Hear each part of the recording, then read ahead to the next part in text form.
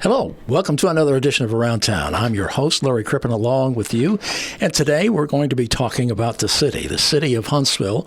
We have as our guest the Ward 1 Huntsville City Councilmember, Tor Fossum. Welcome to the program again, Tor.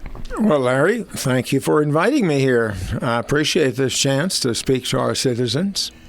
That's right. You're new on the council, so you should have a lot of new ideas, I understand. There was recently a joint workshop with the Planning Commission. There was a presentation from the Director of Development Services, Kevin Bile, to discuss possible amendments to the Huntsville Development Code to include additional zoning districts. Can you comment on that? Yes, indeed.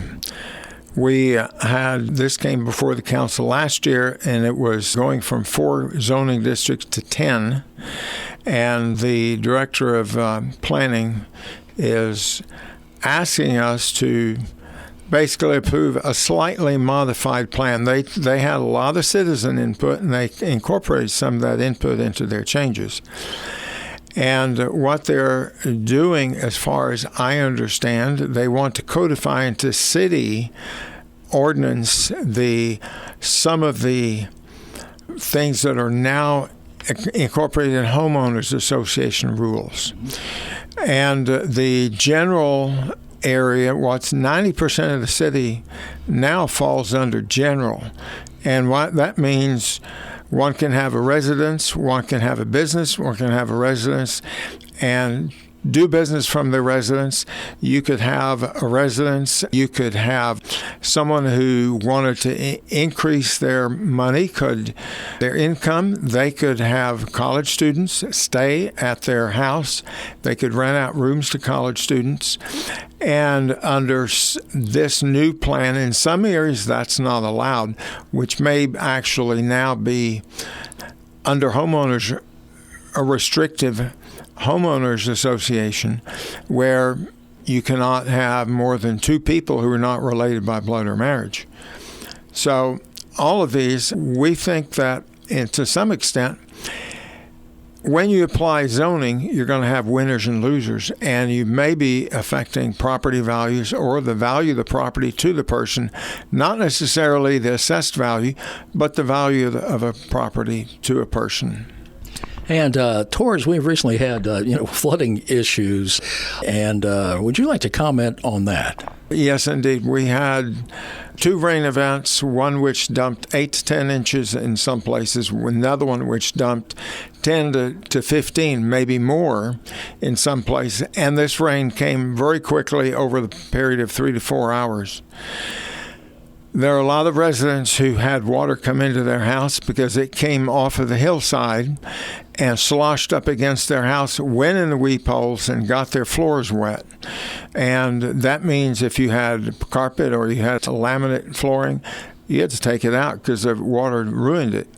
Other places, like in the lower reaches of Harmon Creek, there were areas where people had houses that were flooded. They were physically flooded by rising flood water.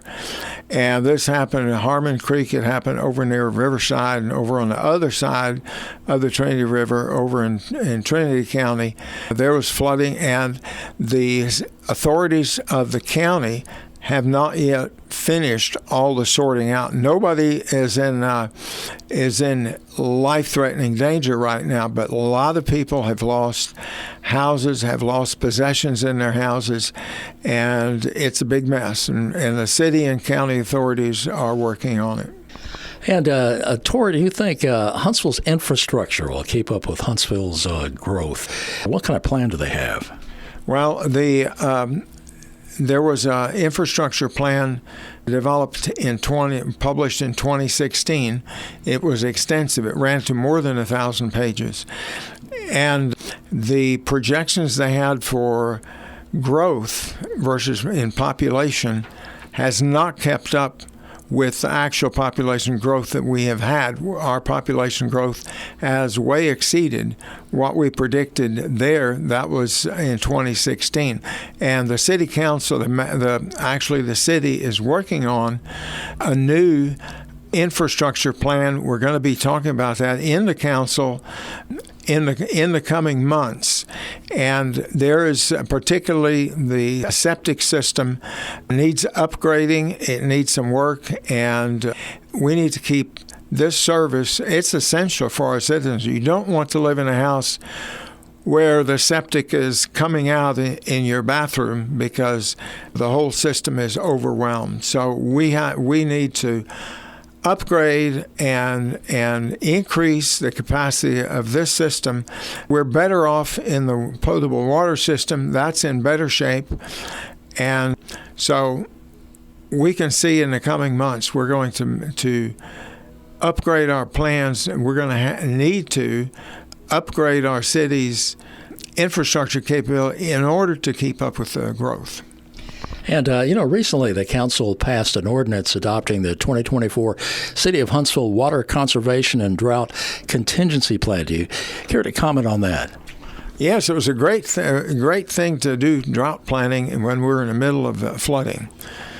So we approved that. The city council approved that, and that's just keeping up. It's not much of a change from the plans that were set up 5 years ago to conserve water in case we have a general drought in the state and our water supply is restricted.